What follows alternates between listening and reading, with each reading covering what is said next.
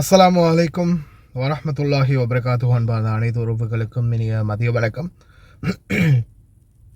தங்கள் கடவுச்சீட்டுகள் காலாவதியாகி அந்தந்த நாடுகளின் தூதரகங்களால் நீடிக்கப்பட்ட குடியிருப்பாளர்களின் பரிவர்த்தனைகளை ஏற்க குடியுரிமை விவகாரங்களுக்கான பொதுத்துறை அனுமதி அளித்துள்ளது. குவைத் வெளியுறவு அமைச்சகத்தால் அங்கீகரிக்கப்பட்ட அந்நாட்டின் தூதரகத்தின் கடிதத்தை இணைத்து கடவுச்சீட்டில் கால நீடிப்பு முத்திரையிடப்பட வேண்டும்.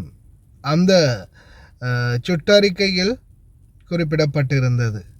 பரிவர்த்தனைகளை நிறைவு செய்வதற்கும் பார்வையாளர்களுக்கான நடைமுறைகளை எளிதாக்குவதற்கும் ஊழியர்கள் அறிவுறுத்தல்களை கடைபிடிக்க வேண்டியதன் அவசியத்தையும் குடியிருப்பு விவகாரங்களின் பொது நிர்வாகம் வலியுறுத்தியுள்ளது.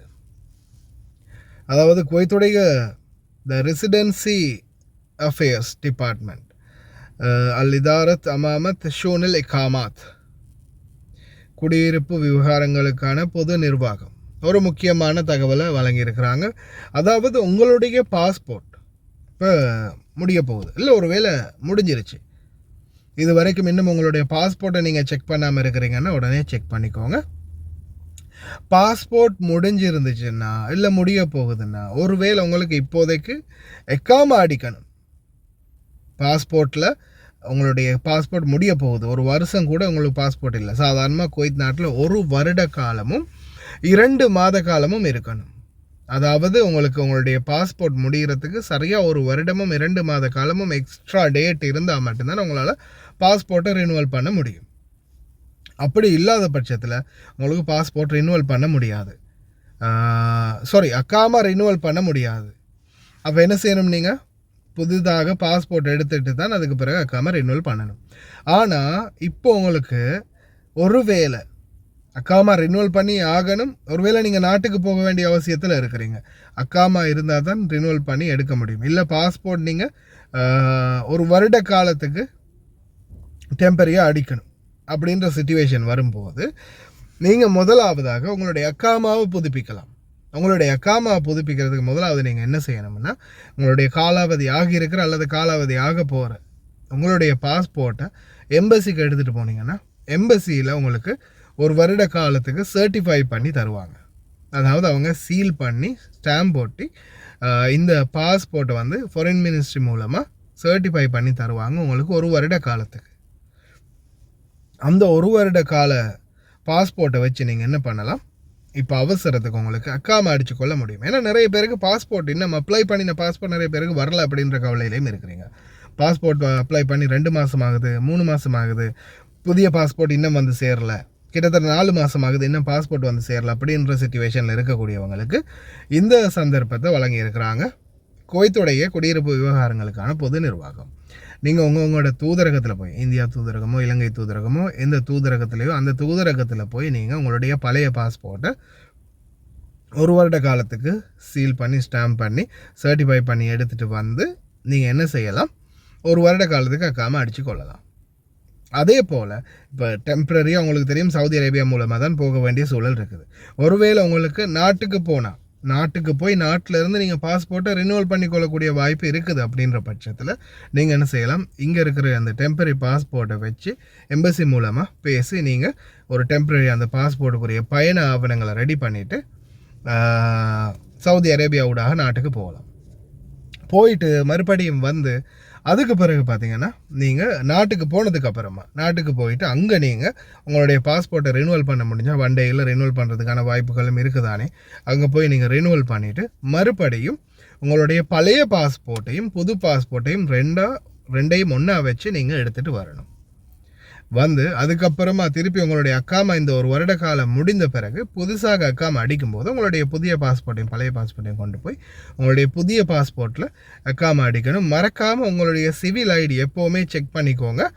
உங்களுடைய சிவில் ஐடி புதுதாக வரும்போது அந்த பழைய பாஸ்போர்ட்லேருந்து புது பாஸ்போர்ட்டுக்கு நீங்கள் அக்காமா அடிக்கும்போது உங்களுடைய சிவில் ஐடியிலையும் அதே புதிய பாஸ்போர்ட்டில் நம்பர் இருக்குதா இல்லை பழைய பாஸ்போர்ட் நம்பர் மறுபடியும் அதில் என்ட்ரு ஆகிருக்கா அப்படின்றத நிச்சயமாக செக் பண்ணிக்கோங்க. ஏன்னா சில நேரங்களில் பழைய பாஸ்போர்ட்டுக்கு பதிலாக பழைய பாஸ்போர்ட் முடிஞ்சிருச்சு, புது பாஸ்போர்ட் எடுத்திருப்பீங்க. இப்போ புதிய பாஸ்போர்ட்டை கொடுத்து நீங்கள் எக்காமா அடிச்சிருப்பீங்க. ஆனால் சில நேரங்களில் பழைய பாஸ்போர்ட்டுடைய நம்பர் தான் எக்காமாவில் வந்திருக்கும். அப்படி வந்தால் சில நேரங்களில் உங்களுக்கு மறுபடியும் நீங்கள் ட்ராவல் பண்ணும்போது உங்களுடைய பழைய பாஸ்போர்ட் எக்ஸ்பயர் ஆகின பாஸ்போர்ட்டை வச்சு தான் உங்களால் ட்ராவல் பண்ண வேண்டிய சூழல் வரும். ஆனால் அதால் ட்ராவல் பண்ண முடியாது. மறுபடியும் என்ன பண்ணணும், நீங்கள் டிக்கெட் ஒன்று அதே டேட்டில் நீங்கள் போய் ஏர்போர்ட்டில் திரும்பிங்கன்னா டிக்கெட் ஒரு வேளை ரீஃபண்ட் இல்லைன்னா மொத்தமாக போச்சு. இல்லை ஒரு வேளை அதுக்கு முன்னாடியே நீங்கள் கண்டுபிடிச்சிருந்தீங்கன்னா உடனே பத்தாக்க மதினியாவுக்கு போய் அங்கே போய் சொல்லி நீங்கள் 2 பாஸ்போர்ட்டையும் உங்களுடைய பழைய பாஸ்போர்ட் புது பாஸ்போர்ட்டை சப்மிட் பண்ணி அந்த இடத்துல உங்களுடைய சிவில் ஐடியில் இருக்கிற அக்காமா டேட்டை மாற்ற வேண்டி வரும். மாற்றி அந்த கார்டு வந்த பிறகு அல்லது மொபைல் ஐடிக்கு அப்டேட் ஆகின பிறகு தான் உங்களால் மறுபடியும் ட்ராவல் பண்ண முடியும். அதால் புதிய பாஸ்போர்ட் பழைய பாஸ்போர்ட்டில் மாறி நீங்கள் அக்காமா அடிச்சுக்கொள்கிறீங்கன்னா கட்டாயமாக அக்காமா வரும்போது புதிய பாஸ்போர்ட்டை நம்பரை இருக்கா அப்படின்றத செக் பண்ணிக்கோங்க. அதே மாதிரி இப்போதைக்கு வரைக்கும் இலங்கை தூதரகத்தில் பாஸ்போர்ட் ரினுவல் பண்ணுற நடைமுறைகள் இருக்குது. பழைய பாஸ்போர்ட்டோட 4 ஃபோட்டோவோட பாஸ்போர்ட் சைஸ் ஃபோட்டோவும் 48 KD அதோட ப்ளஸ் நீங்கள் உங்களுடைய பிறப்பு சான்றிதழ் பதிவையும் உங்களுடைய நாட்டில் இருக்கக்கூடிய ஐடென்டி கார்டோட காப்பி, உங்களுடைய NIC நேஷனல் ஐடென்டி கார்டுடைய காப்பியும் உங்களுடைய பதிவு காப்பி ஒன்றும் நிச்சயமாக கொண்டு போகணும் அப்படின்றது இப்போ மேலதிக ரிக்வஸ்ட்.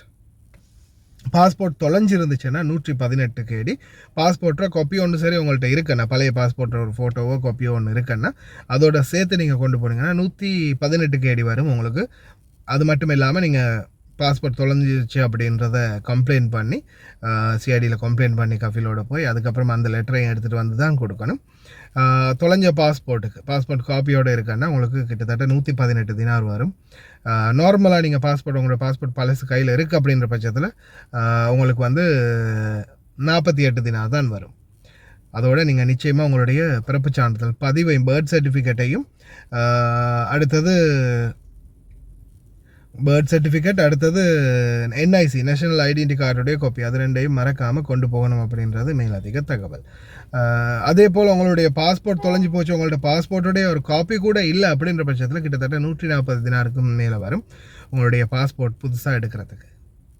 அதனால் இந்த விடயத்தை மறக்காமல் ஞாபகத்தில் கொள்ளுங்கள், கவனமாக இருங்க. வேறு என்ன தகவல், அவ்வளோதான். அதே மாதிரி உங்களுக்கு இப்போ பாஸ்போர்ட் அவசரமாக செய்யணுமா இருந்தால் நீங்கள் 1 வருட காலத்துக்கு பாஸ்போர்ட்டை ரினுவல் பண்ணிக்கொள்ளலாம். 1 வருட காலத்துக்கு பாஸ்போர்ட்டை ரினுவல் பண்ணிவிட்டு அதுக்கப்புறமா நீங்கள் அக்காமாவை அடிச்சுக்கொள்ளலாம். இந்த தகவலை மறக்காமல் நண்பர்களுக்கும் ஷேர் பண்ணுங்கள். மேலதிக ஏதாவது தகவல் தெரிய இருந்துச்சுன்னா மறக்காமல் கமெண்ட் பண்ணுங்கள் அல்லது மெசேஜரில் மெசேஜ் பண்ணுங்கள்.